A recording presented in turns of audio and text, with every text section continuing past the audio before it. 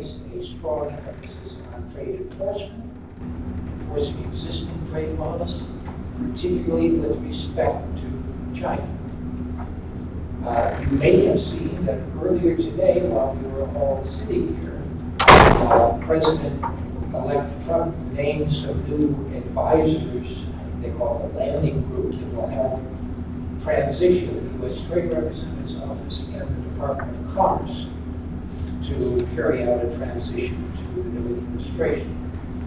I can tell you that one of the individuals is Dan DiNico, who you may have heard of. He's really President-elect Trump's main trade advisor, former CEO of Nucor, a steel guy, born and raised a steel person. And today he named Robert Lighthizer, who used to be the deputy USTR under President Reagan, to also handle the transition. I view that as, speaking as someone in favor of open and free trade, I think that is a good sign. Bob also is the Chief of Staff to the Senate Finance Committee. He has great background and experience in the politics of trade and in the negotiation of trade agreements. This is somebody with lots and lots of years of Washington experience. So, from a trade policy perspective, I take some consolation from the fact that we have some experienced hands there to carry out the President's trade policy. The TPP, I assume everybody knows generally what it is, what it was. It was a 12-country agreement covering 40% of the world's economy. It was signed on February 4th, 2016. It will never see the light of day as far as being implemented into U.S. law. A quick observation, if you remember nothing else from my presentation. Remember that under U.S. law, trade agreements, whether it's NAFTA, CAFTA, TPP, are not legally treaties. This isn't the Panama Canal Treaty or the Iran nuclear treaty. Treaties are self-executing. Trade agreements reflect our constitutional grant of authority to the Congress to negotiate trade agreements with other countries. Therefore, when the executive branch signs a trade agreement, any trade agreement, that doesn't become U.S. law until all the provisions are turned into changes in U.S. law needed to implement that agreement. Therefore, both the House and the Senate vote on approving the implementing legislation. This is a unique constitutional experiment. We don't have it for any other area of law. That is why we have something called fast track. We used to call it fast track now, and that became politically incorrect because our Congress was very upset and offended that they would consider anything fast and therefore not giving it due deliberations. We're going to call it fast track. We're going to call it trade promotion authority. So we're going to call it trade promotion authority. And what it means is that once the administration submits an implementing bill to the Congress, they have to go yes or no, no amendments, they can't change a comma, they can't change a period. That's what happens with respect to the approval of the trade. Now, when people thought that Hillary Clinton would be elected president, the common wisdom in Washington, such as it was, felt that during this lame duck session, President Obama would get the Congress to pass the TPP during this month or next and have the agreement implemented, saving President Clinton political embarrassment and allowing her to move forward without interfering directly with the vote. There was about 5 seconds of thought after President-elect Trump was announced that maybe Congress in this lame duck would pass the TPP and get it all done while we still have a President Obama and before President Trump takes office. That lasted about 5 seconds because the congressional leadership in both the House and the Senate, the Republican leadership, did not want to put a finger in the eye of the newly elected president by doing something that they knew was exactly the opposite of what he wanted to do. Not really to start a relationship between the president and the Congress. So, because the agreement has to be implemented into U.S. law, the TPP is essentially dead as we knew it. The other 11 countries who decide to go forward on their own without the United States, I think that's highly unlikely. Japan has already ratified the TPP under their law. Just this morning, two countries that are part of the TPP, Chile and Peru, who are not part of a Chinese-led trade agreement called RCEP, the Regional Cooperative Economic Partnership, are now saying maybe we should think about RCEP because TPP is dead. So, I'm not taking a position one way or the other, but by eliminating the possibility of TPP, you are now seeing other countries migrating to a sphere that's more under the control of China for setting future trade rules, and not the TPP. Question whether or not that's in America's best interest or not, we shall see. So, TPP is dead, which takes us to the U.S.-European agreement, the TTIP. This is equally important in terms of the significance of trade. Politically, it would have been much easier for our Congress to pass the implementing legislation as opposed to the TPP. Problem was, TPP is older, it's been around longer, it's done. TTIP is not even finished yet. So people that complain about saying, why didn't you do the Euro deal? Well, that's a fact of life. We're stuck with chronology of what happened.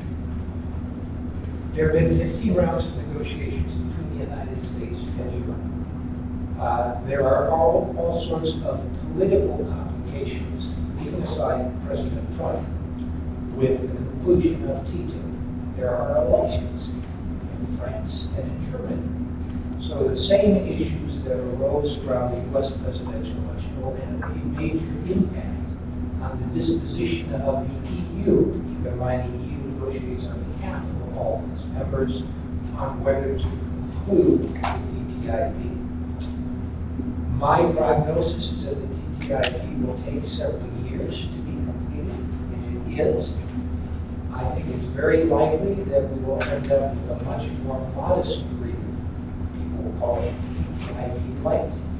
And light beer, the regular beer and light beer is sort of the trade word. Wouldn't be nearly as ambitious.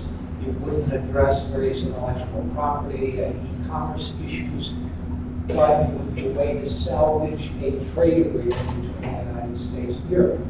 President Trump, President-elect Trump, has really not staked out a position on TTIP. As if that's not complicated, he'll not be a president. So, I assume you all know the story behind Brexit, the fact that the UK now has to deal with the EU, how it withdraws from the EU under Article 50, and what the United States does relative to the UK. I won't go into all these details, you have in that paper, but let me just observe that the first thing that President-elect Trump, then candidate Trump, said he would do in the trade area where he could be elected was to negotiate a free trade agreement between the United States and the UK. That statement was supported by Speaker of the House, Paul Ryan, who thought it was a terrific idea. This is all post-Brexit. This was very clever by both individuals because for Speaker Ryan, it reinforced his traditional pro-trade credentials as a traditional Republican. We're not abandoning trade. I support candidate Trump. This is a good idea to keep trade negotiations going. Secondly, it put President Obama in a box because they knew that Obama could not support that proposition as long as we're committed to the broader agreement with the EU. So what did President Obama say? He said, that's interesting, I don't oppose it, but if you want a bilateral agreement, you have to go to the end of the queue. He actually said queue. So that was an indication that President-elect Trump does have an affinity with the UK, and you've probably seen since then the fact that the UK government, I think it may have been this morning, the UK government is now thinking of inviting President-elect Trump to the UK He wants to meet with Theresa May as soon as possible, and there may be an opportunity for the U.S. and the UK to reach a separate bilateral trade agreement. I'm going to continue with that thought in just a minute, but let me talk about NAFTA. I'm sure you've all heard about NAFTA, the worst agreement in American history. President Trump didn't really mince any words about NAFTA. The real question is, what does he do about that? He has the authority and the ability to withdraw from NAFTA after 6 months' notice. He doesn't need congressional approval. But as Mexico and Canada do, they've already said we are willing to renegotiate to keep this agreement alive. But I can't imagine President-elect Trump going forward and saying, forget about that. NAFTA really isn't all that bad after all. Something is going to happen with NAFTA, and that's going to have an effect not only on Mexico and Canada, but on the Caribbean and on Central America. Now, going back to Brexit. I spoke very similar to this trade in the elections in the UK back in October. And I suggested to the government officials that rather than pursuing this bilateral trade agreement with the US, starting from scratch, why don't you accede to NAFTA? Why doesn't the UK become part of NAFTA? That solves a couple of problems. Number one, you don't have to begin with a long, laborious process. Number two, you get Mexico and Canada, who would probably not oppose the addition of the UK. And number three, if you're President-elect Trump, you could suddenly say, this solves my problem. I've just demonstrated my commitment to the UK to engage in trade. I always supported Brexit, so here's my way to demonstrate my alliance with the UK. And now I can say we've got a much better NAFTA. Let's assume he does some other changes to NAFTA, but now he's going to say, I've included the UK. This is a much different agreement. This is a better agreement. I did what I said I was going to do, and now we have a robust agreement. Maybe we won't call NAFTA UK, but something to think about as you look at what President Trump will likely be doing. So now we get down closer to home. We are NAFTA.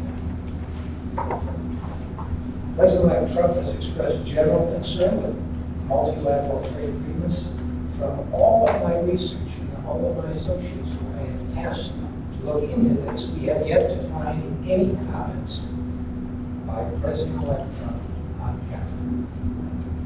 Now, it may be that he doesn't know about CAFTA. It may be that he has a position on CAFTA that he's not willing to disclose. But I think this is a unique time for those countries, those of you that are from countries that are CAFTA-DR beneficiaries, to think about your strategy going forward. Because I can predict a couple of scenarios. Number one, it's entirely possible that President-elect Trump said CAFTA is the same as NAFTA. You gotta be kidding me, this is no different.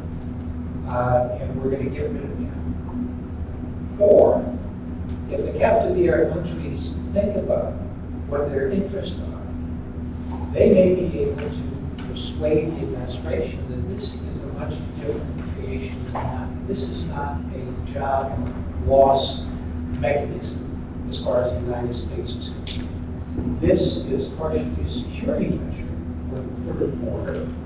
It does not involve big manufacturing processes like Ford Motor Company, motive operations. It's something that President Trump might be able to say. I always said I'm not against trade agreements.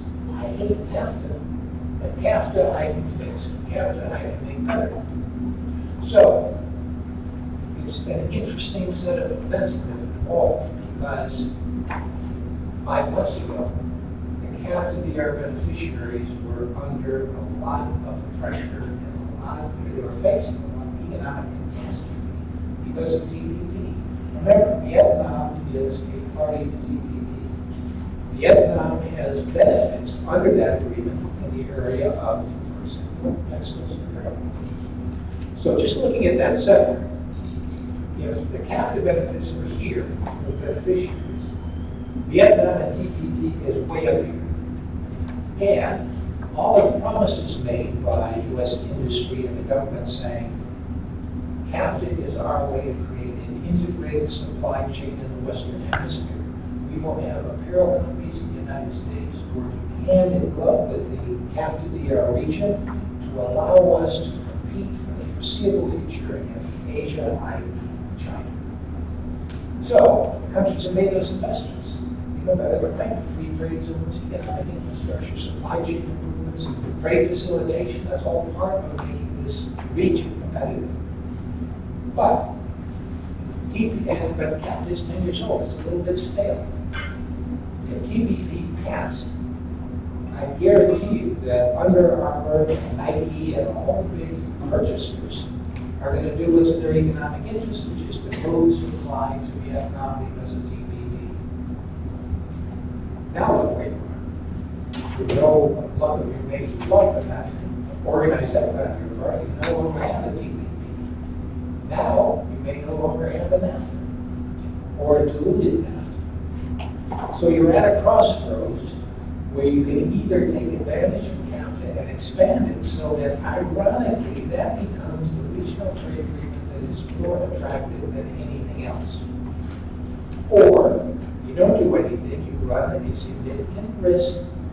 The Trump administration, without any input from the beneficiary countries, will say, CAFTA, NAFTA, what's the difference? Get rid of it. So that's what I find to be most interesting about where we are. Cuba, we heard a little bit this morning. One of the other appointments, by the way, this morning from Cuba was the transition leader on Cuba policy. I'm not an expert on Cuba, except all the reports say this individual is a hardline, anti-Castro, anti-Obama Cuba policy person. So this is going to be a hardline reversal, because the appointment is person indicates anything, of the Cuba policy. I suspect that that means that the Congress will be asked by President-elect Trump to get rid of to keep the embargo in place against Cuba and to reverse all of President Obama's positions. So, final thoughts, implications for Latin America and the Caribbean. Trade patterns are changing.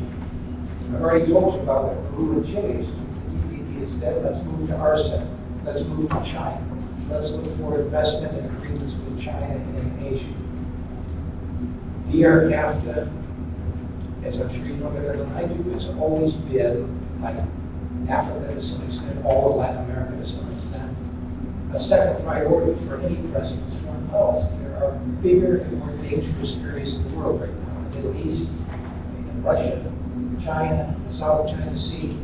So as long as we don't have any major disruptions, attention will be secondary at best for Latin America and maybe tertiary at best for the Caribbean and Central America. My advice is not to simply assume that you're going to end up just flying under a Trump administration.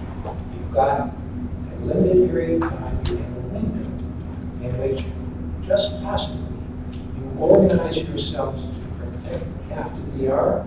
You make a case to the White House, members of Congress. You heard from Congressman Engel, a very powerful member of Congress, just an hour ago, about his provision to increase dialogue with the Caribbean region and Central America. I guarantee you, if you don't do anything, you stand a much bigger chance of getting subsumed under the wave of protectionism, nationalism, elimination of NAFTA, and generally people are not part of the NAFTA.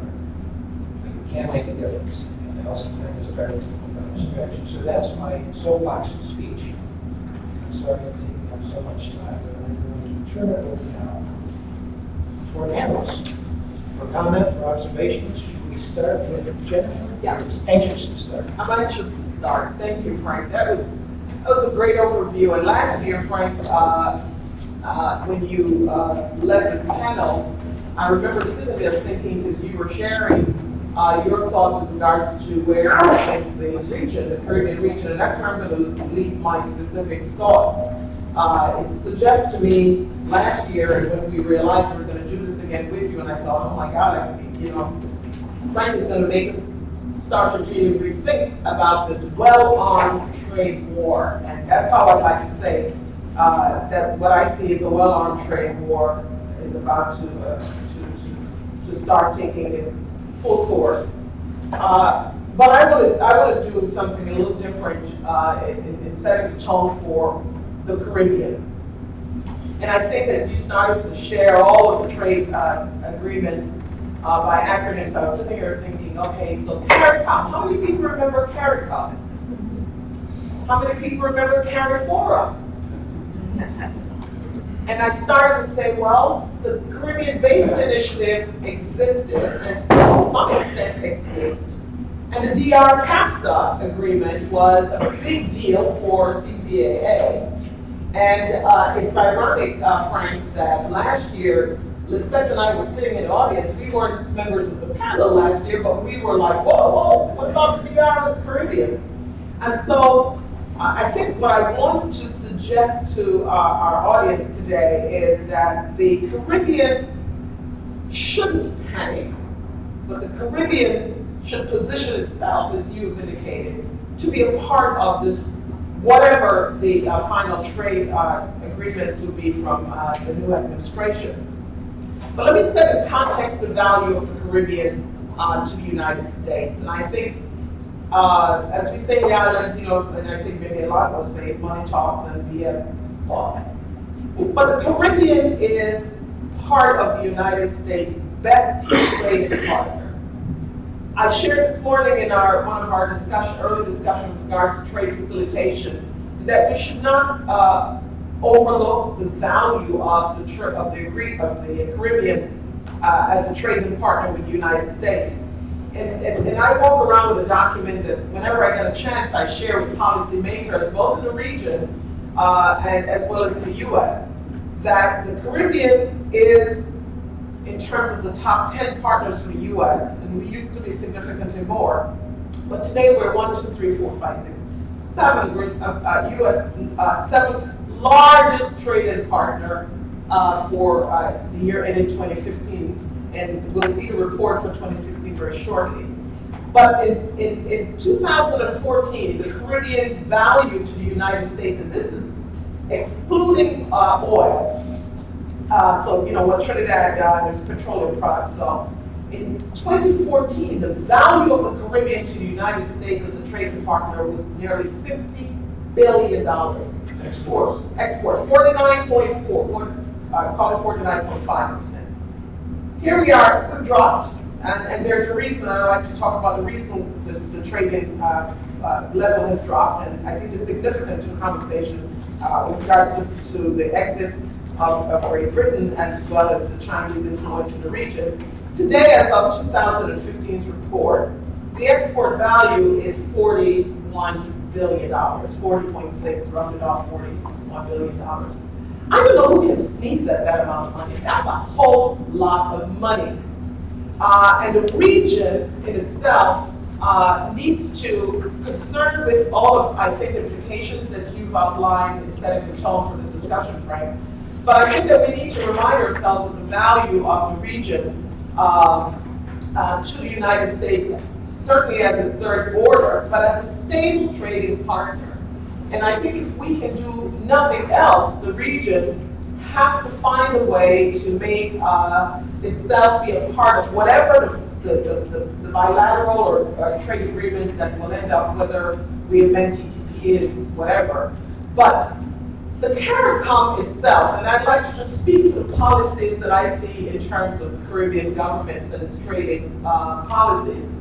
The Caribbean CARICOM and its 15 partners I think still fail to come together with regards to its own value of interregional trade. The CARICOM started to focus on the Caribbean single market economy, and that part of its regional trade integration strategies still has not gotten to where I think it ought to be. And I believe that even if TTP and TTPI gets changed, maybe this is the opportunity for the Caribbean to find itself through CARICOM and the CARIFORUM countries, and maybe even the countries in the Organization of Eastern Caribbean States, who do a lot of trading within itself. But the bigger guys that carry forward, like Jamaica, Barbados, the DR, the DR continues to play a very, very vital role in interregional trade. That coming together, I believe, may be the impetus that's necessary to get us to raise our voice at the right octave, speak to the value that the region represents and what the region represented even in 2012 and 13 in our fall off. And that fall off is occurring because China has recognized the region in a way where they see value. And the region is now increasing its purchasing power through Panama to China. And that's not healthy for the US in that regard.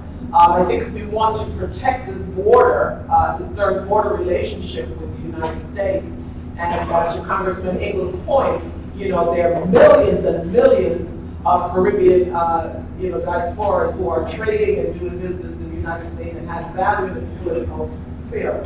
So, despite the setback that CARICOM has not implemented fully in the single market and economy, and has not recognized its own value in terms of intra-regional trade, there are some positive things that it is doing. And I think from that perspective, I'd like to say I want to encourage the emphasis on where we are going with trade, the value of the region to the United States, and how we position ourselves well in whatever the new administration will do as it relates to its various trade agreements. And with that, I'll leave that to start the next part of our discussion, where I think the questions with regards to where the Caribbean plays. So I don't want us to overlook the fact that even if we know that the legislation is not going to move forward. I think Congress has made that very clear, and no one is going to do anything to create issues with the new administration.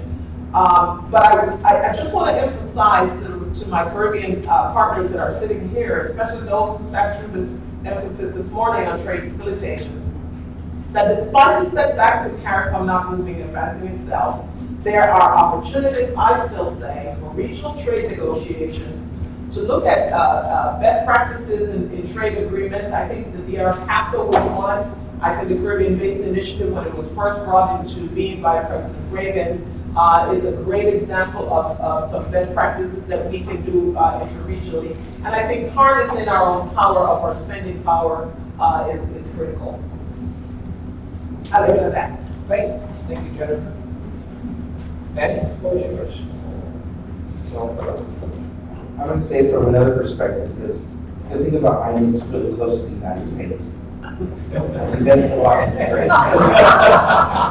So I start with that notion because we capture about 66% of all the air trade between Brazil and the United States, 31% between Colombia. In some countries, we're about 80% of all U.S. trade between that country. And I'm not going to mention one or the other. So I do agree with Jennifer that the inter-trade has gone down, and China and India are really dominating the figures. Trade dollar value is down, and that's principally because of commodity prices, oil, and a lot of the gold. But the trade volume has gone up. And what we're seeing is a lot of triangulation. We're desperately trying to get that third leg of Miami, Latin America, Asia. And by the way, even though we don't have a straight line, the 1 or 2 stops, trade, air trade, and ocean trade have gone, particularly air trade has gone 300% since 2009.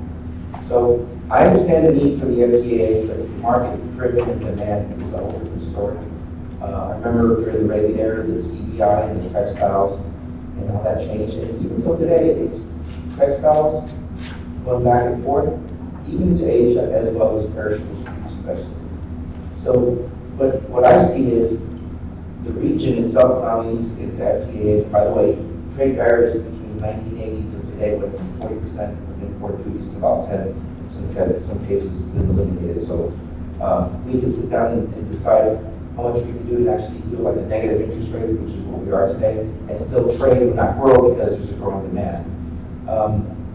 I took a look at Colombia because it's a partner. Like you said, the Caribbean is an incredibly stable market. Brazil is the #1, the 13 billion, now they're down to 9 billion in exports. So that's every $1 billion Charlie back supports about 20,000 export jobs. So we lost about 3 billion, we lost 60,000 jobs just in Brazil alone. Unlike the Caribbean, went from 49 to 42. And by the way, that wasn't just the Caribbean, everybody went down. And it's shifting more to ocean than to air. And then you've got to add another thing besides what we're experiencing. We import a lot of flowers. Flowers are a penny margin product. They don't count dollars, they count pennies. We import about 99% of all the flowers imported by air come to us. And we're able to ship them from Peoria to Seattle. I would say, Joe, 11 out of 10 flowers you buy from us. And that's 90% of the flowers that you touch between Mother's Day and Valentine's Day came through Miami. The first between two countries.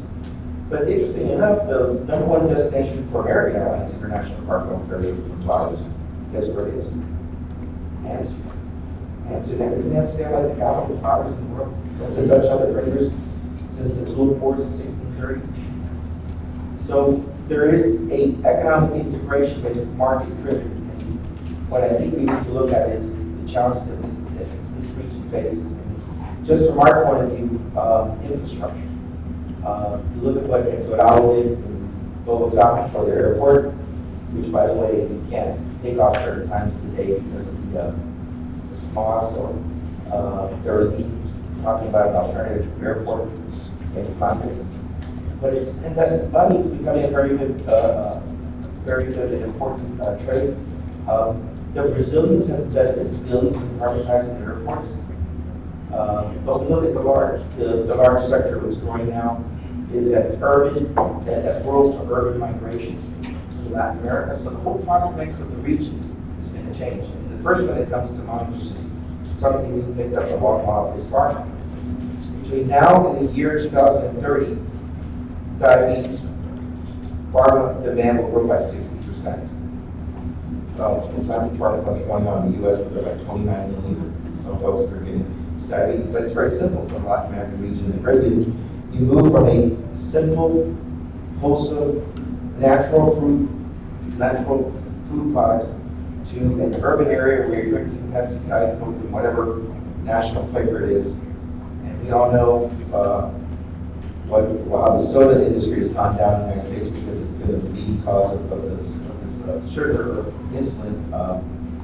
So pharma's a big business, and it works on dollar value. So we're seeing, actually we saw an 80% increase from 1.3 billion to 3 billion, and that's just what you market between a country and what's captured the transshipment. And by the way, if anybody can ever help me propose to Congress or the Customs, we need to get transshipment figures. If we don't get, when we say we export $5 billion worth of pharmaceutical products to Latin America from Miami, I would say that in reality, we probably get about another 10 or 8 if we don't get the transshipment. Particularly, we did follow it once and we saw an 80% increase from India to Latin America. In fact, the companies that make capsules for pharma, clear capsules, they decided not to export their product from India to Brazil. 2 years ago, they decided to set up their own plant in Brazil because the demand was growing for the generics. So again, I say this from a practical point of view, even though it is true that Miami is really close to the United States, and people want to do business, we actually carry that lion's share of trade between the region. What we're seeing is a triangulation between the U.S., Asia, and India are still dominant. Interregional trade has not grown. And I think that the biggest challenge that we have is if we really want to start creating some FTAs, we're going to have to sell the region as a good consumer market. And there is. Colombia, 47.8, well, they rounded up to 50 now when we do the reports. The challenge is, and we have the same challenge that here in the U.S. that everyone has, is people don't understand that 99% of their market is probably international.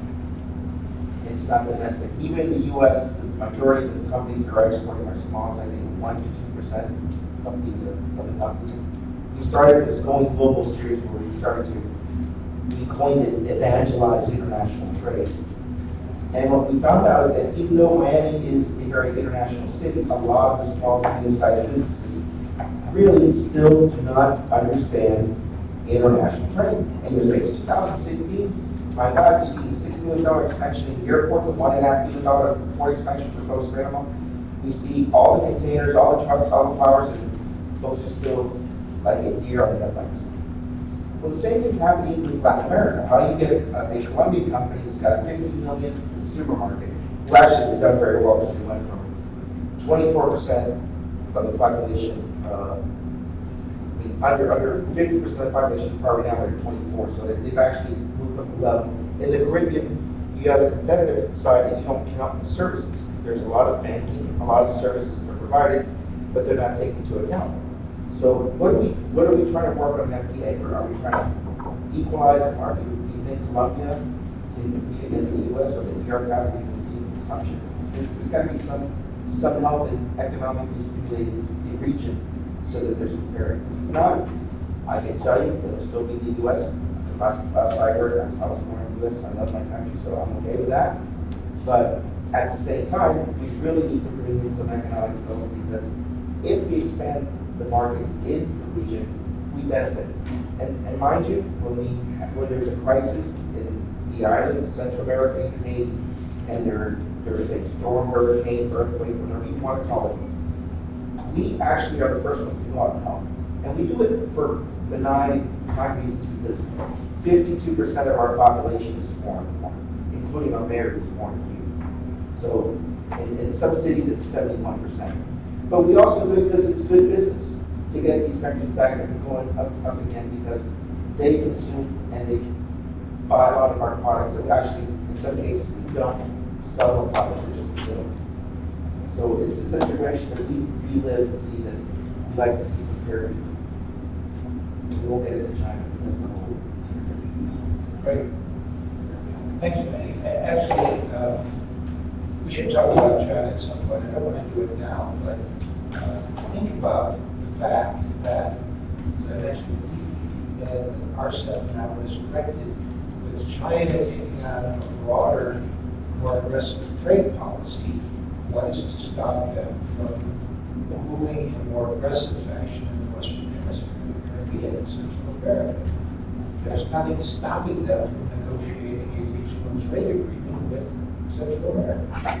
So, two quick comments before I do this. Number one is, while we were sitting here, CNN reports that Mexican President Peña Nieto has now said that Mexico wants to seek a dialogue with the United States on its trade relationship. And he said, well, we're at the stage of prioritizing dialogue as the path through which we be able to establish a new agenda for bilateral relations. It's a bunch of gobbledygook as far as I'm concerned. But then the second statement is a little more telling. More than talking about renegotiating NAFTA, it's modernizing NAFTA. Thank you. It's modernizing NAFTA. Let's modernize NAFTA so that it becomes a more powerful, modern vehicle. Well, I think President Peña Nieto, TPP was modernizing NAFTA. Mexico is part of TPP. Canada is part of TPP. So when TPP negotiates on e-commerce and on intellectual property, that was the modernization. Now, I think Peña Nieto understands that. He's not stupid. But it's a clever political way for him to reposition the fact that he doesn't want to scrap NAFTA. And for all he knows, Donald Trump really doesn't understand the modernization of NAFTA and TPP, which he adamantly opposes. So now he can simply say, we're going to let's modernize NAFTA. You know, it's 1995, it's an old agreement. Ignore the fact that it's already been done. Nevertheless, I think it's telling that that's where Mexico is coming from. And secondly, if I can make a blatant plug, I publish a newsletter once a week called Trade Talk. It's available by email. If you want to receive it, you've got my email there, or give me your card. I promise you it will not lead to any solicitations. I promise promise you there will be no adverse effects. I simply am interested in getting the information out. And given the fact we have a new administration, new developments today, we've got a speaker from Mexico, we've got from some economic advisors speaking. It's no cost, and I'm sure to put you on the list. With that, I turn it over to this end. Good afternoon. I just want to highlight, you covered most of the DR cap situation. On this new political scenario, I see much of an opportunity for DR capital countries. That because TPP, Free Trade Agreement, creates a lot of uncertainty. In terms of, you have countries in Central America that have similar industrial structure. For example, that's Vietnam, you mentioned, where they've already negotiated a favorable rules of origin granted by TPP. The sectors are very sensitive to the economies of these countries. That TPP will allow Vietnam preferential access to the United States. That will definitely affect directly the Central American markets and the U.S. I want to point out precisely what are the sectors that get more impact on TPP. For DR capital country, Dominican Republic and Central America, the main primary sector for exports is textiles and apparel. Is their principal segment. So, as you might know, Vietnam is a direct competition for DR and Central America. I want to point out very quickly that in 2015, 45% of Central American exports to the U.S., out of that, 9% represented textiles and apparel. For DR, textile and apparel is the primary sector, represents 88% of the exports to the U.S. Dominican Republic has consistently requested that some of the rules negotiated, rules of origin negotiated under CAFTA maintain their integrity, such as the rule of origin yarn forward, where the textiles and the yarns and fabrics are to be supplied within the country's signatories of DR CAFTA. You have Vietnam that is probably supplied by China, so that needs to be addressed. Also, we've indicated the short supply list. If there's not a controlled short supply list in Vietnam, definitely Dominican Republic could be in a very big disadvantage in the American markets. I want to also say that Dominican Republic and Central America represent the second largest markets for exports of yarn and fabric to the United States. The pieces manufactured in the DR where we acquire yarns and fabrics from the U.S. represents 70% of the garment itself of raw materials are from the U.S.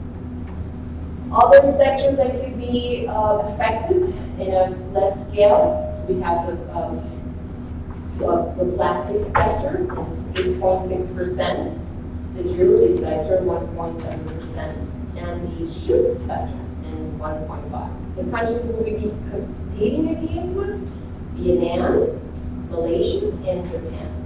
So to us, the fact that TPP won't move forward is an advantage. It's definitely an advantage. Thank you, Senator. Carmen, all yours. Thank you. Well, Central America is a region that is economically integrated. It's a little bit different in proposition for us because we are, in ourselves, our second biggest market for import and export. And in light of the situation now in the U.S., we are proposing to our Council of Ministers strategy to make Central America become the first marketing important for Central America. That way we will lessen the risk that we have from other markets like Europe and the US, which are our first and third marketing importance. And also because Central America as a market has two advantages for us. First of all, the trade that we have within the market it has a much higher value added in terms of the products that we exchange among ourselves than the ones that we sell to the rest of the world, which are mainly commodities, and therefore exposed to all of the risks of the fluctuating markets that we now are facing. As commodities fluctuate in the international markets, that affects Central America. But also, as you also may know, we have a very big part of our population living in the US. In fact, countries like El Salvador have over 4 million people living here in the US, and that represents a very big part of their GDP due to the remittances that they get from the people that work here. I myself am Panamanian, and since my country has 3.5 million people, that means that El Salvador's immigrants are more than the entire population of Panama here in the US. So it's like they have another country here. What would happen to those people under this administration and their capacity to send money back to El Salvador? We don't know. But that could affect the GDP in countries like El Salvador, Nicaragua, and Honduras, who have a higher rate of immigrants to the US and Guatemala. Not so much to Costa Rica and Panama, but anything that happens in an integrated region affects the rest of the countries within that region. So we are looking at different things within Central America, and I have to say that I am a trade negotiator by trade. This is what I do. When I was Minister of Commerce in my country, we negotiated 9 free trade agreements, one of those being the free trade agreement between Panama and the US. And so I cannot be happy that any free trade agreement negotiation goes under, because I know how much hard work and time consuming those exercises are, and also because I believe in free trade. And I believe that it's a good thing to have openness between our markets and our countries and better exchanges of goods and services under the rule of law, under free trade agreements, because that gives us a better business climate in which to do those exchanges. But having said that, I agree with Lisette that in this case, with the TPP, we dodged a big bullet in Central America.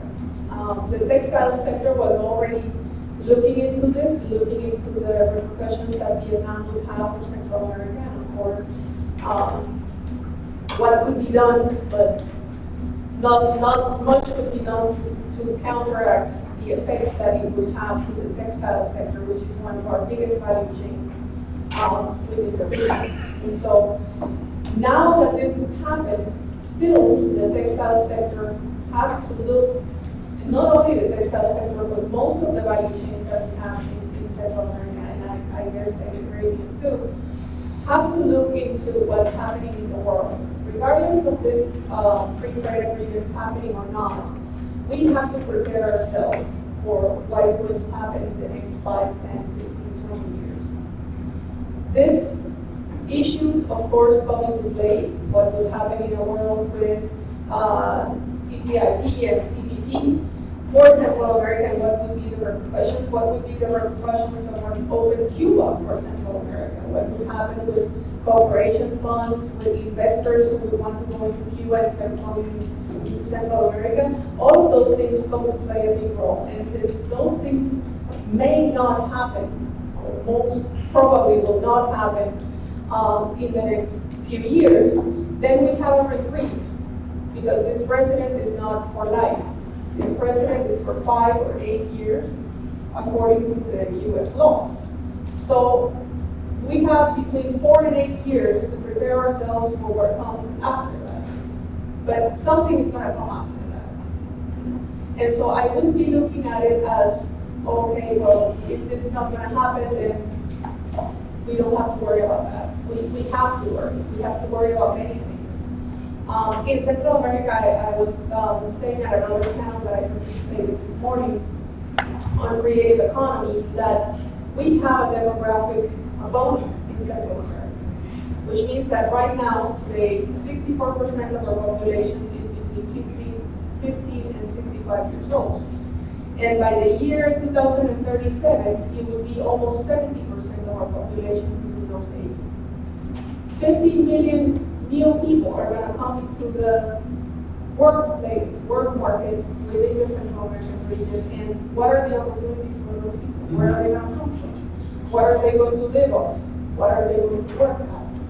And those issues are very real, and we have to look at them because they affect trade, and they affect the way that we create policy, not only within the countries, but in Central America, within the region, because most of our policies are regional policies. And they don't affect each country the same way. Because we have countries in our region that are like Panama and Costa Rica that have a different, completely different level of growth than countries like Nicaragua or Honduras.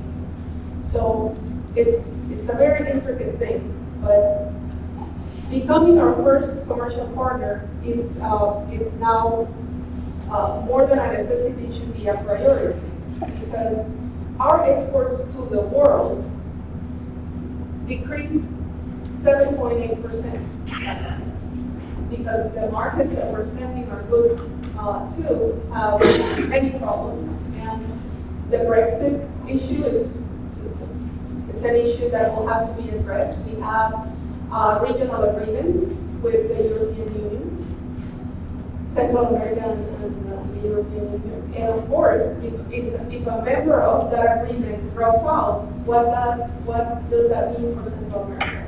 That we now have to negotiate a free trade agreement with England as Central America so that we can have the same market access that we had and the same prerogatives that we had under the agreement that we already have with the EU, now only with England, which supposes a negotiation. And what about compensation?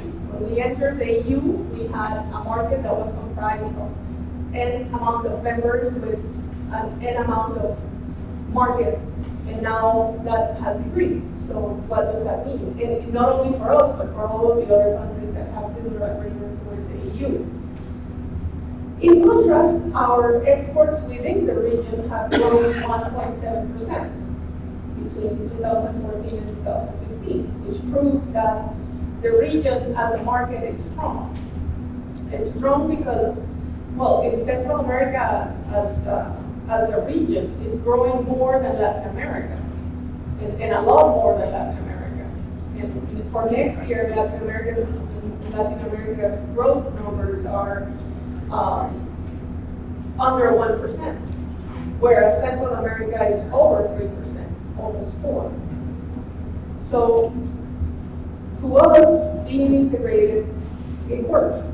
And it works also for SMEs, because they can export into a controlled environment, which is the region where they speak the same language, they're next to each other in countries, they have the same culture, and the volume of exchange is not as big as if they had to export to Europe or to the US. So it's a perfect lab for them to experiment how to export and prepare themselves and integrate into national and regional value chains before integrating into global value chains. But another issue for Central America is services, which is a big thing talking about world trade. And in Central America, it used to be that Panama was a services country, and over 70% of our GDP was in services, and everybody knew that about Panama. But now, Central America as a region is over 70% of its GDP in services. And it's the big incognito, because we don't know what services there are. Why is it that we're exporting in services? And so this is a question that has to be answered, because many national and regional policies depend on us knowing what are those services sectors that we now have, and if some of them are in the creative economies, for instance, innovation and creativity, we have to create policies that will promote the growth of those things, because the future comes, it moves in that direction. And it's true that we don't know where the main jobs that are going to be there in 20 years. So the big debate is how to prepare our people in order to have the skills sufficient to access those jobs. And that's a question that we should be thinking about. Whether whatever Trump does here in the US, these are problems that we're gonna have no matter what. And we should be thinking about those things and not getting distracted by other things. You know, the Chinese say that in every crisis there is an opportunity. And we have so many crises right now, I wouldn't know where to begin. So if there was ever a crisis moment, this would be it. So we have to find the opportunities within this crisis that I think, and I agree with everybody that has spoken before me, that I think Central America and the Caribbean, if we come together, do you know how many people we are? I was just in Cancun with the private sector in Cancun from the Caribbean and Central America, discussing this very issue. And there is something called the Greater Caribbean, which comprises Mexico and Colombia and all of the islands all the way down to Barbados. And if we add up all of those people, it's over 250 million people. I think that's a big enough market for us to concentrate ourselves and try to look for ways in which we could exchange more goods and services among ourselves and create ourselves a market that doesn't depend on Europe or the US as much as it does now. You were talking about China. China's imports have decreased 14%. They now have a strategy called China 2024, which we have studied very much in CIECA. I personally admire it, even though I don't agree with it. But China 2024 basically says that they are going back to producing in China. This is why they're not buying as much from other countries to integrate into their exports. And if we go into that discussion in Central America, we did an exercise to know how much of the value added from the main value chains that we have in the region is domestic or foreign. And to our surprise, most of it is foreign value added, which means we are not creating the value within the region. And this is what explains clearly how exports can grow in volume and in amount, but the quality of life of our people does not grow in the same proportion. And it's because they are not participating in the creation of value. And the other exercise that we did was how much our products impacted the exports of our main commercial partners, be it the US or the EU, versus how much their input into the region impacted our exports. You can all guess the answer, of course. That means that, for instance, the NAFTA, after 10 years, the US has been better equipped to be politically correct in reaping the rewards of the NAFTA than the countries of Central America and the Dominican Republic. We almost do not impact US exports with our exports to the US. So all of these things impact world trade. And I'm going to close by saying another Chinese saying, may we live in interesting times. And I think we're living in interesting times, and after January of next year, they're going to get more interesting. So we should prepare ourselves for what is coming, but I think we should have an open mind that perhaps it's not as bad as we think if we can find the opportunities in the crisis and prepare ourselves to reach those opportunities. There's a lot of companies that are going to be looking for other places to work. There is Central America. There is a lot of professionals that are going to be looking for other places to go. There is Central America. Are we prepared in the Caribbean? Are we prepared to reap that possibility? And gain minds that can enhance our productivity and competitiveness, have our people come back to our countries, have our gray matter come back to our countries and contribute. That is something for us to think about in terms of policy. So I wouldn't paint such a horrible picture.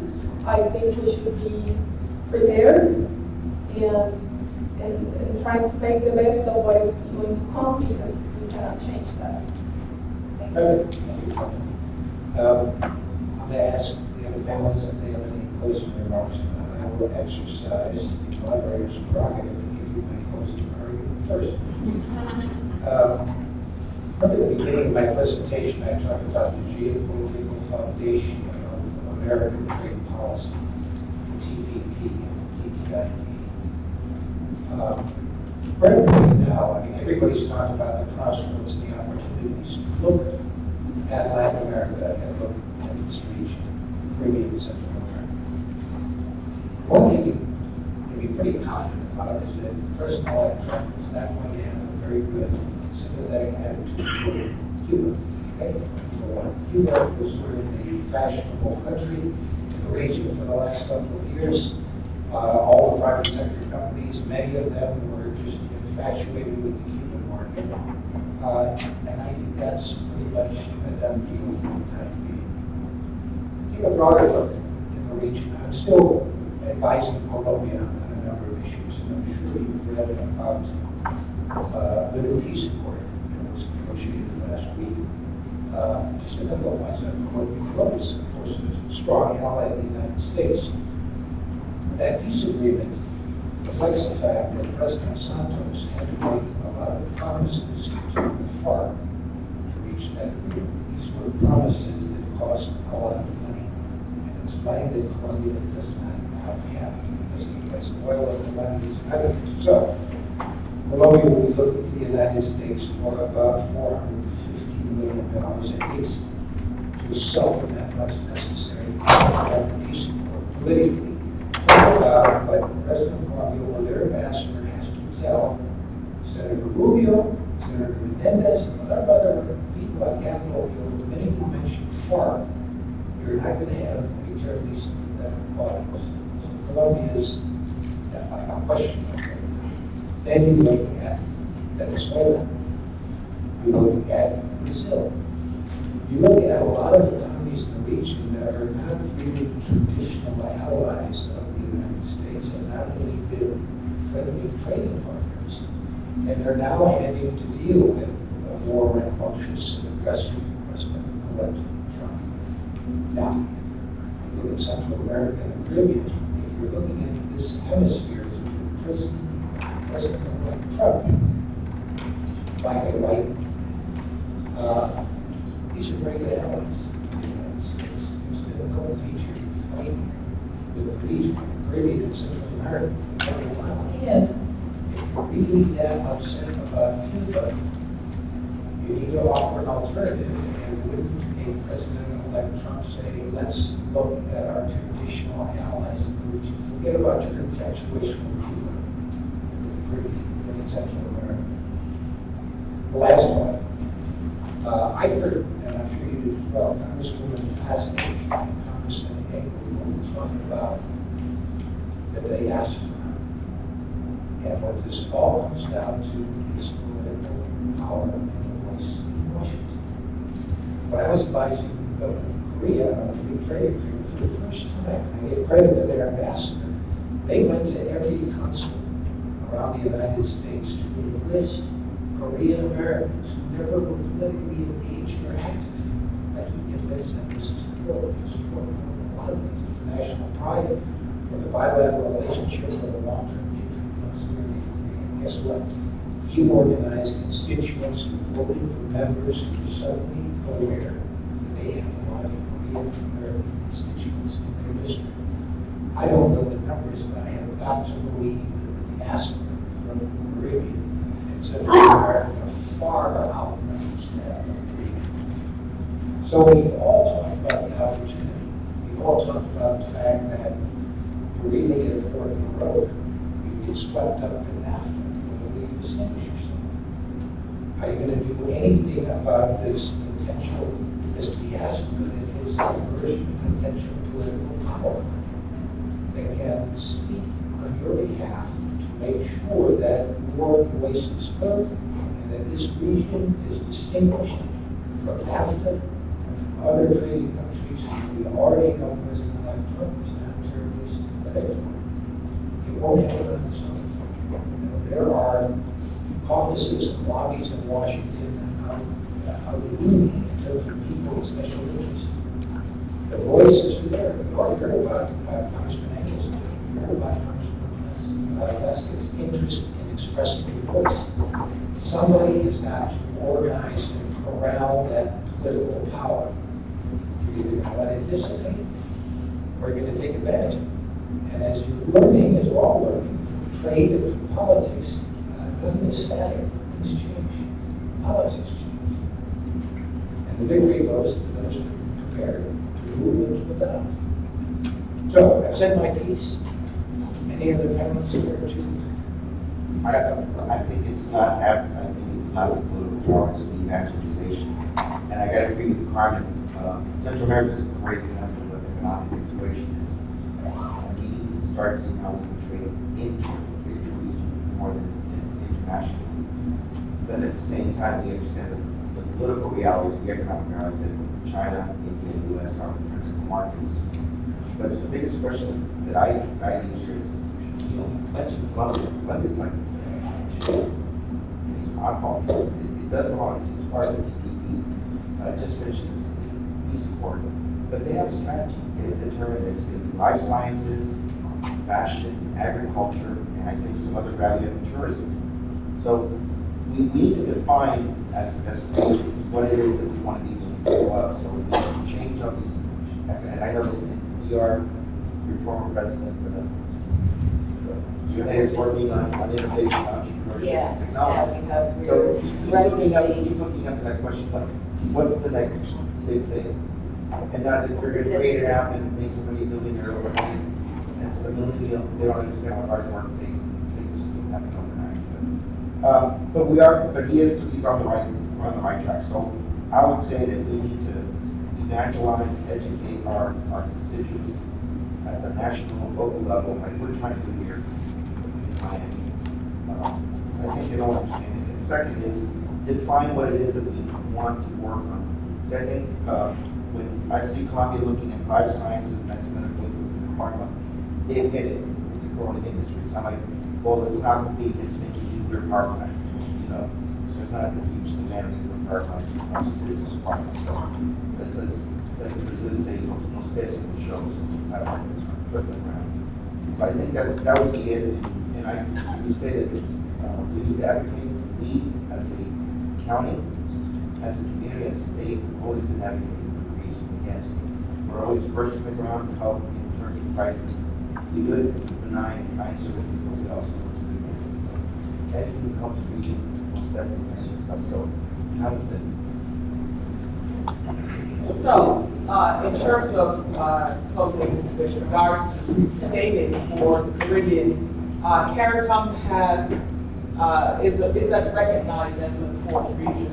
I think we can, as particularly those of us in the private sector, becoming expert facilitators for CARICOM in advancing its own trade development, especially regional and intra-regional trade development. I think there are some good start that the region the CARICOM has put forward. I believe that there is tremendous opportunity in the agricultural sector for the region. DR is a big trading partner, continues to grow in that regard, bringing that type of advocacy and intervention strategy for the rest of the small Caribbean nations on how to develop those best practices, I think is critical. And I agree, becoming that evangelist with regards to the value chain of the Caribbean to Washington. And I believe in saying, if anything I can say with regards to CCAA, is encouraging the private sector especially to become more engaged with what we're doing at CCAA. I think that if we're ever going to create influence in Washington, this organization is that best advocate for you. I think we have demonstrated over the last 40 years as business partners especially that CCAA is that honest broker with a reputation that a lot of presidents and their administration has looked to over the last 40 years. And I believe the region, the Caribbean region specifically, and all of your presence here, Central America and Caribbean, I think we were stronger together under the CBI. I think we were stronger together on the DR-CAFTA. I think we got a lot of the trade agenda moved forward, favored partnership, strategies for twin plant concept. I mean, the DR grew in its pharmaceutical, as did Puerto Rico, in the pharmaceutical, you grew in apparel. The region grew in the technology, the technical aspect of what the U.S. and other donor organizations could provide. So for me, the idea of this conversation this afternoon and this morning on the matter of trade suggests to me that this is a forum for which we need to advance the cause. A few weeks ago, we talked about the implication of the financial crisis, the banks, the trade for what remittances represent for a lot of our Caribbean and Central American country, and what the de-risking and corresponding banking issues, CCA was able to advance the conversation. So if I could say anything with regards to closing, is that CARICOM is better together because it is a recognized emblem. We need to fix it. We need to encourage it from the private sector. CARIFORUM, that has the big three, as I call it, the DR, Jamaica, and Barbados, as buying powers within intra-regional, needs to expound on what that represents. And facts are friendly, and numbers count, and people listen to numbers, and I think that's really the message I heard today in so many aspects of the conversation so far. So I want to thank you again for bringing this conversation. I'm not worried per se, I'm concerned. I always say I'm concerned, and concerning it awakens our I think our mindset to look at what the U.S. policy represents, but to also be sure that we're proud of who we are and say it, and that's what we represent to a lot of countries. Thank you, Jennifer. Is it? All set, it's all set.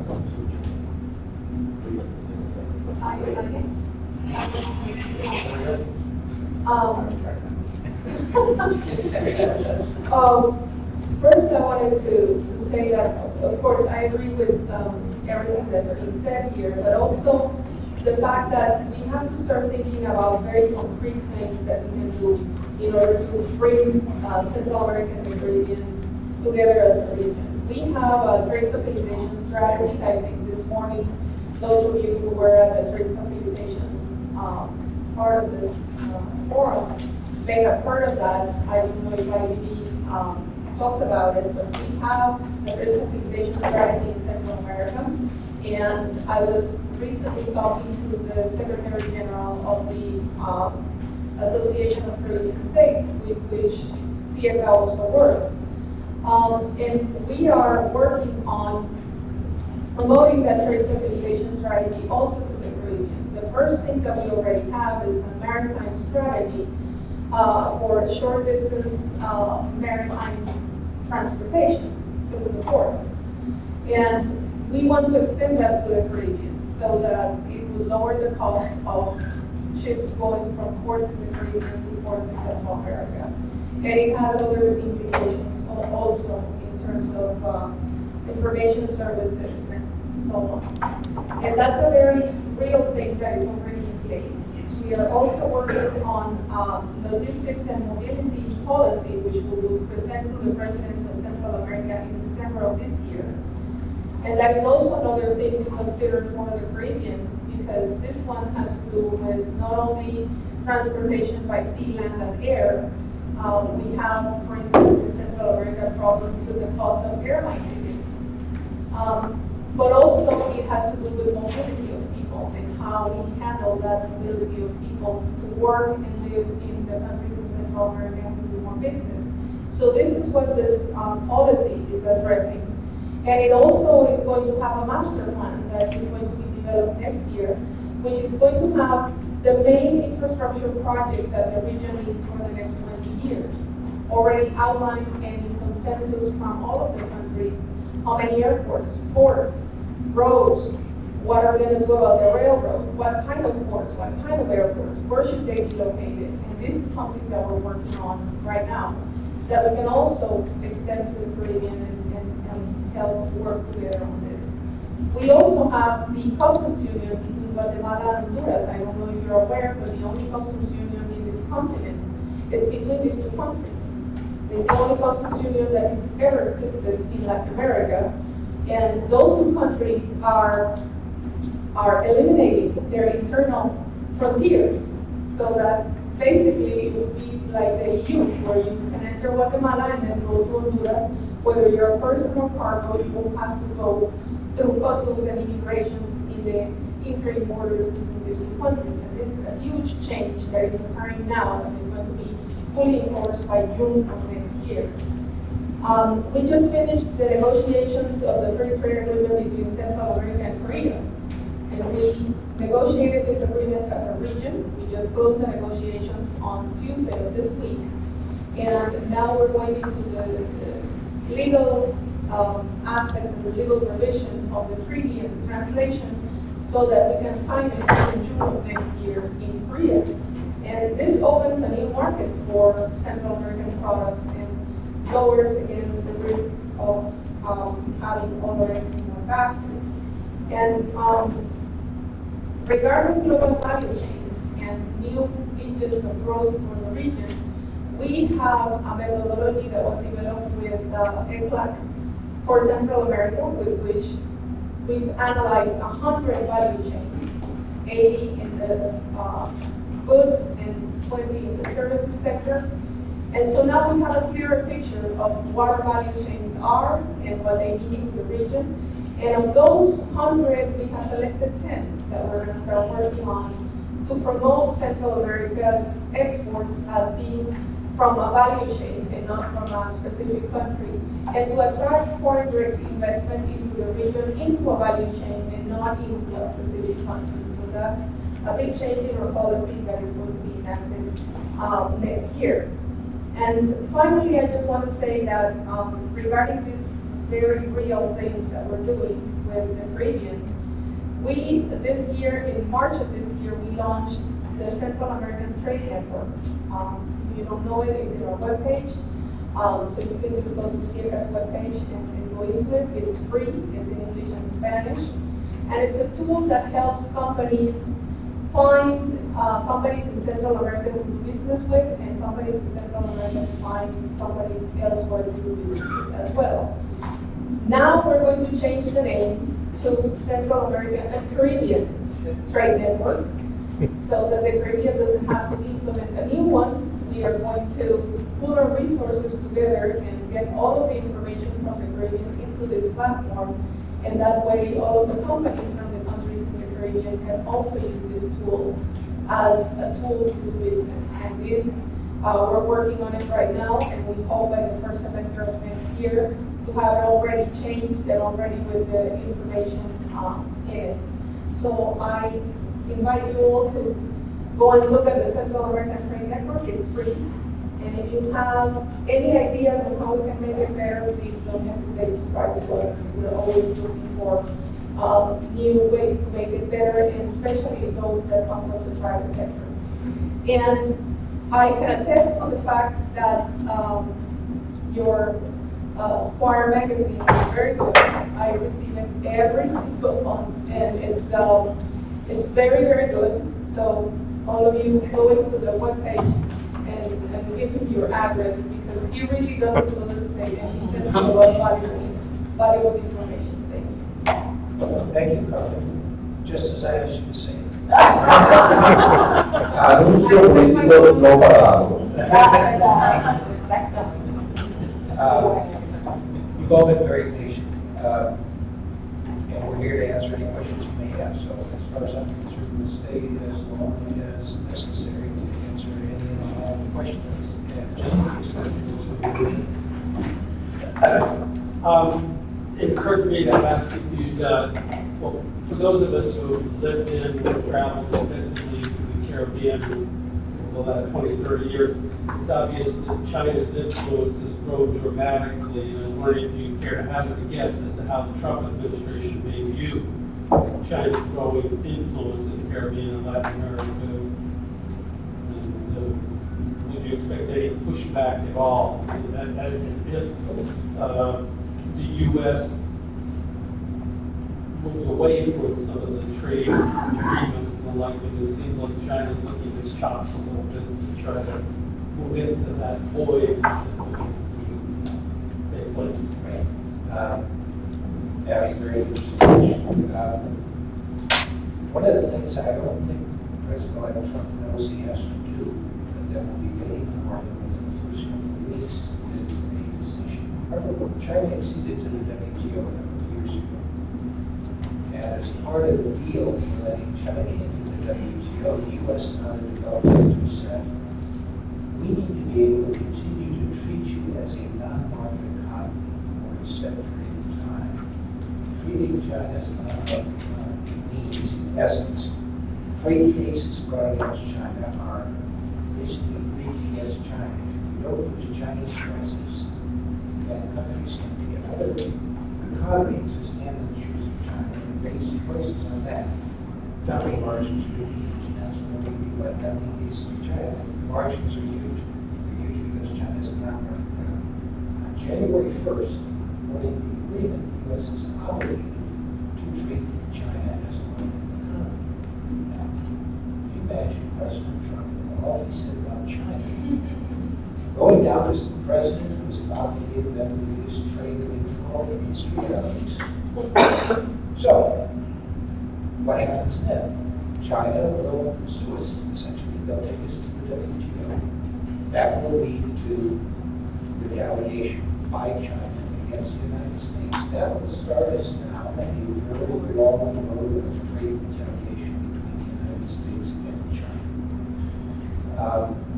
I have to believe that given that friction and given the fact that however you want to portray it, the TPP has failed, China will fix its muscles economically and politically.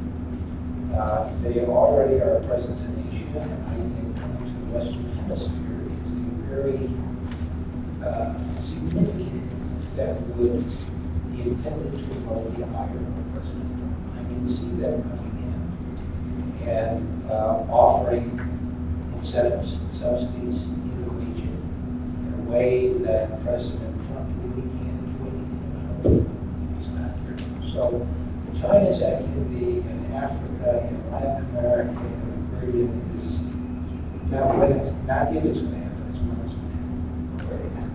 It's already happening. So I am really interested in seeing President Trump nominates as his ambassador to China, or as ambassador to Mexico. He's got 2,000 appointments to make, including every significant relationship we have around the world. And the U.S. ambassador to China, the U.S. ambassador to Mexico, and President Trump is going to be fascinating. But to your point, I think it's already happening. And Trump has already said he's going to up the enforcement of cases against China. I can't imagine him acceding to what the U.S. agreed to 5 years ago on this unmarked economy status. That will invoke the ire of China. Keep in mind, as we're speaking, the U.S. and China are holding their bilateral trade summit right now. The JCCP, as we speak. They're talking to the Obama administration. So, put all that together, it's going to be a very bumpy ride. There's a question. Yes. Yeah, this is for Carmen Sela. You mentioned the opportunities, particularly for Central America, in terms of their being integrated and how the reaction could be favorable for Central America to the new administration. Nonetheless, the first reaction that really came out of the region, other than Varela saying we'll work with whomever, was El Salvador, Honduras, and Guatemala criticizing Trump and essentially inviting Mexico to join a front against Trump 2 days after the election. How do you see that dynamic playing out? I usually don't go into politics. I am the economic secretary, and there's another secretary general who sees the political arena in Central America, and we respect our positions very much. There is an initiative from the current administration for the Northern Triangle of Central America. You you might have heard about it, is the Alliance for Prosperity that was set forth by Vice President Biden, which has several $1 million there for those countries to promote opportunities and access to opportunities so that somehow the Central American people from these three countries will not migrate to the U.S. looking for those opportunities. I think that it would be interesting to know what is going to happen to that initiative, if it's going to be maintained or not by the next administration. All the countries within the region are within the rights to have their own foreign policies and express whatever it is that they want to express in terms of foreign policy, and we as the Secretariat do not interfere in any of that. We can only work with the countries in trying to promote trade within the region, which is our mandate. And in that respect, I can tell you that all of the presidents of Central America are very much committed to promoting more trade within the region. And they have expressed several specific mandates to our Council of Ministers to that effect, to the creation of the trade facilitation policy, to the creation of the Aid for Trade program, to the creation of the strategy for the customs union, which is already in effect. It has been approved.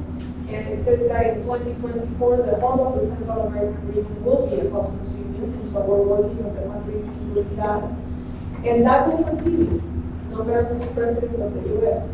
So in that regard is the one that CIECA moves in. So I'm sorry not to be able to answer you politically, but this is the economic answer to your question. Yeah, question. I have two expressions that I'd like to add. One, a Chinese one.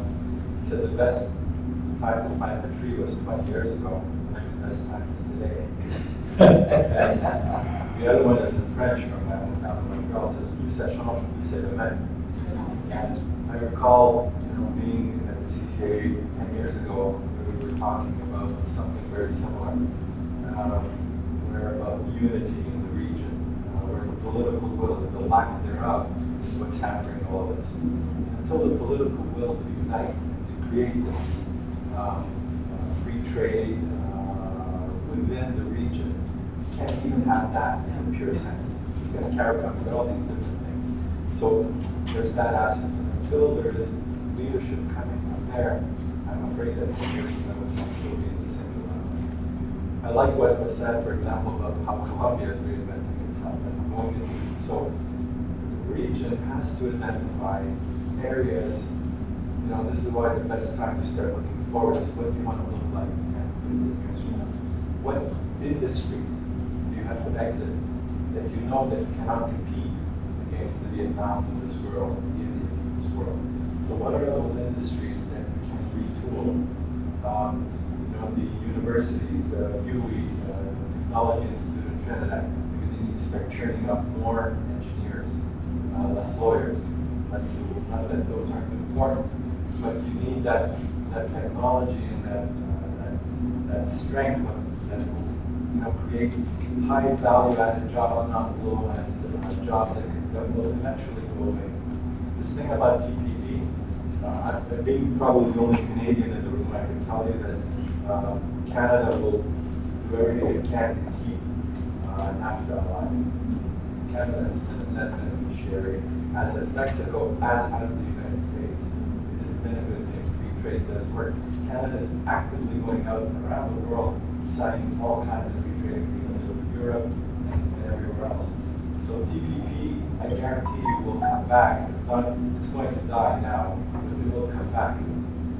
When I wear my banker's suit again, having worked with billionaires, I can assure you that Mr. Trump, at the end of the day, understands economics, and that he will not do anything that will materially isolate or hurt. It's just not billionaires won't think that way. And I don't think he will want to hurt the U.S. economy, because ultimately, if he isolates himself, that's what's going to happen. And the consumer will revolt. negotiated NAFTA that he will do, and this new TPP that he will, because he's such a great negotiator, he says he will address some of the needs of what he's promised to do. So I think that will address that. From the regional perspective, I think the two priorities are, when we go back to our countries, is to engage in dialogue with the leadership so that they, with their peers, the prime ministers, the presidents of the countries, get together quickly, not yesterday, but today, to start moving forward in the absence of these holes in order to unite. I forget, a former CCAA executive director in the early 2000s, Federico Sacanta, had this expression, which was so brilliant. There was something along, united we can achieve and do great things, but divided, we will not much. I forget what it was. I'm trying to quote it, but I can't remember the exact expression. But that was the spirit. So the absence of unity will continue to plague and hurt the region unless it unites and focuses on what it wants to do, how it will re-engineer and transform itself so that it can face these challenges going forward, because they're not going to go away. I agree completely. Yes, sir. I have a question. Is there a methodology the world can use, or has been used successfully, to harness the diaspora? How do we do that? How do we get Bolivians? How do we get Caribbean people? How do we get the people from Central America that are in the U.S.? How do we harness them? How do we get it to speak to their congressional representatives effectively? How do we engineer that? Well, I think for a start, you begin with your friends on capital. Members who have a large percentage of their constituents from the diaspora. And then you look at, you can get census data about population, or population of this group. You need to look at the customs in those countries that have an interest in being controlled. I know it should be relatively easy, but I would have to believe that if you look at here, New York City, Miami, or the West Coast, you can find through the consulates and the members of Congress the beginning of all this. A member of Congress will help because they want to be in a position to direct how this diaspora is involved, which means getting that real. So it's in their interest to help you in a way that they love to be contributing to others. The council should be doing the same thing if you get that better job. We have that in Miami. Now I can Westfield, they have it in town. And there's one in every major city. And they work with the consulate. So there is a binational chamber for every country. So it sounds to me like for CCA's workload over the next 4 to 6 months would be to focus in on that, understand what our plan is for the region, and then try to harness those diaspora that are in the constituents of the members of Congress. That seems to me to be an important workload, because I've heard it today 3 times. How do we harness the diaspora? It's not political, and it's not evangelization where we take the Bible and read Corinthians 13-1 or Matthew 4.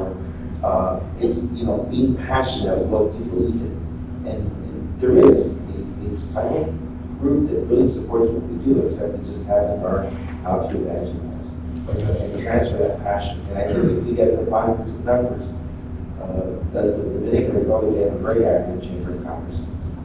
So I guess In New York, we just had a Mayor's by Dad elected for representative of the Congress. So there's a big diaspora there, maybe the biggest outside the United States, considering the big population of Florida. it does exist, except we just haven't built the temple or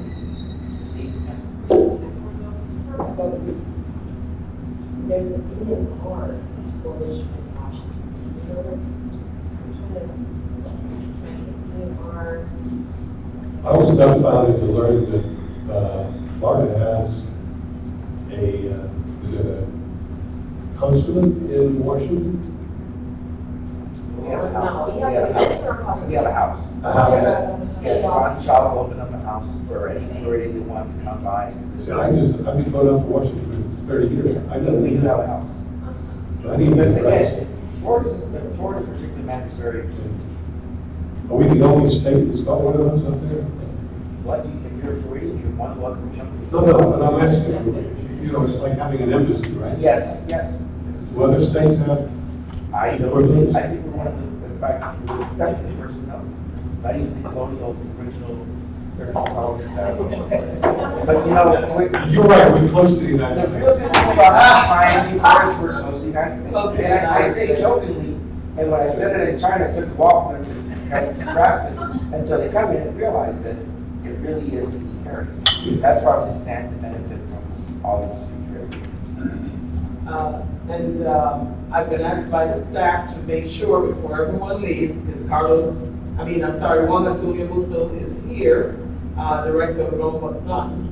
And the staff has asked me, before you break out, please remember to come to the Rotunda for the reception that is being sponsored by London Dome. And Charlotte Gallagher, President of World Trade Center. She's here, would love to continue the conversation and expound on it. So we want to thank you, but staff has asked me to. On the ground floor? Yes, I'm in Tonga. And real quick, just to mention, the World Trade Center's got a unique program, which we're helping them with, which they're trying to promote companies import into imports. So it's like, we live off of imports too. We benefit from the imports of flowers, we benefit from the exports, but more importantly, the job creation for imports to exist. And they have very unique plans of you looking at a service. Go ahead, try that. I'd just like to respond to you, sir.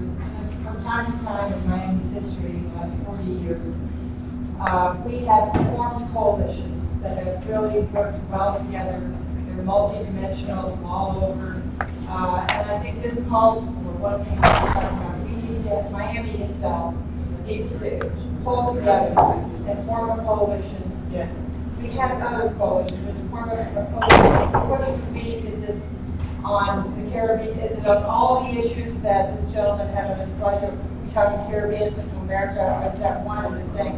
So I can pledge to you that we will convene that meeting among all the interested parties that are on that. And we can get back to you actually. And I do like your idea about having CCAA become that advocacy group that leads the charge. I think that would be great. Well, we thank you on behalf of the Board of Trustees. I would certainly advance that conversation to Sally. On your behalf. Thank you. I guess that was a polite way of taking us out. So I'm sorry we didn't get a chance to answer all of your questions, but you know who we are. We'll be around, so we're happy to answer your questions in another forum. Thank you. I just want to give you what I mentioned to you. It's a Dominican American National Brown Cheese, DANR. And they're, I just have an email, info@danr.org. Just in case you want to mention. Thank you, folks.